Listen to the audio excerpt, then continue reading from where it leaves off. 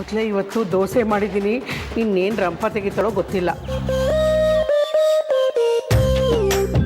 ನೋಡು, ಅವಳು ಬರೋಕ್ಕೆ ಮುಂಚೆನೇ ನೀನು ವಾತಾವರಣನ ಹದ್ಗೆಡಿಸ್ಬೇಡ.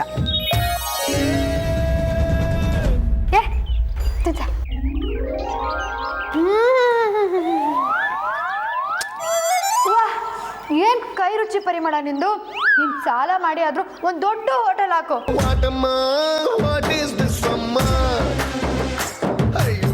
ಮೂರೇ 3 ದಿನದಲ್ಲಿ ಕೋಟ್ಯಾಧಿಪತಿ ಆಗೋಗ್ತೀಯಾ.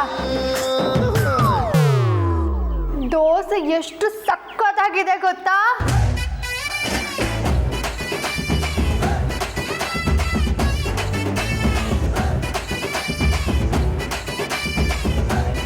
ಶೆಫ್ ಆಫ್ ದಿ ಸೆಂಚುರಿ ಪರಿಮಳ ಅವರೇ, ನಂಗೊಂದು ಇಂಪಾರ್ಟೆಂಟ್ ಕೆಲಸ ಇದೆ, ನಾನು ಹೋಗಿ ಬರ್ತೀನಿ. ತಿಂಡಿ ತಿನ್ಕೊಂಡು ಹೋಗಿ. ಇವ್ ಲೇಟ್ ಆಗುತ್ತಮ್ಮ. ಅಯ್ಯೋ ಇರ್ಲಿ ಬಿಡಮ್ಮ, ತಿಂಡಿ ಉಳಿತು, ಮಧ್ಯಾಹ್ನ ನಾನೇ ತಿನ್ಕೋತೀನಿ. ತಿನ್ಪೋತಿ. ಬಾಯ್. ಮಿಸ್ ಮುದ್ದುಗೊಂಬೆ, ಇದು ರೆಡಿ ಆಗೋ ರೀತಿನ? ವಾಟ್ ನಾನ್ಸೆನ್ಸ್ ಯಾ, ಡಿಸ್ಕಸ್ಟಿಂಗ್.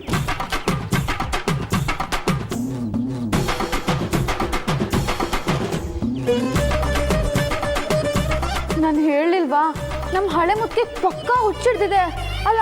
ಲೇಟ್ ಆಯ್ತು ಅಂದ್ಲು, ಹೋಗೋ ದಾರಿ ಇದು, ಆದ್ರೆ ಅವಳು ಈ ಕಡೆ ಹುಡುಕ್ತಾ ಇದ್ದಾಳೆ. ಇದು ಪಕ್ಕ ಹುಚ್ಚೆ.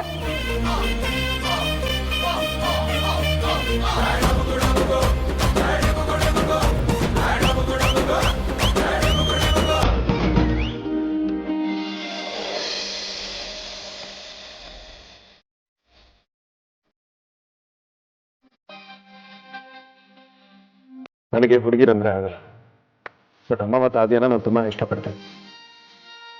ಹುಡುಗಿರು ಯಾವಾಗಲೂ ಸೀರಿಯಸ್ ಬಿಡ್ಬೇಕಾಗ.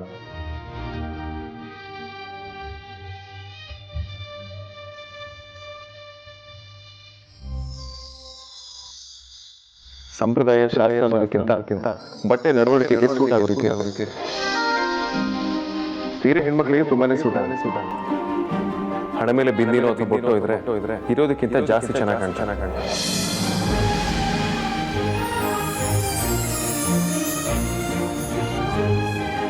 ಗಂಡು ಬೇರೆ ಹುಡುಗಿ ಕೂಡ ಸೀರೆ ಉಟ್ಟಾಗ ಗೃಹಿಣಿ ತರ ಕಾಣ್ತಾರೆ.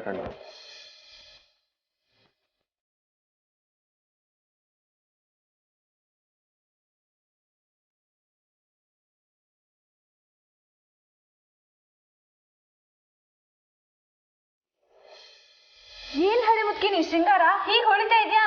ಏನ್ ಸಮಾಚಾರ ನಿಂದು, ಏನ್ ವಿಶೇಷ? ಅದನ್ನೆಲ್ಲ ಆಮೇಲೆ ಹೇಳ್ತೀನಿ. ಬಾಯ್.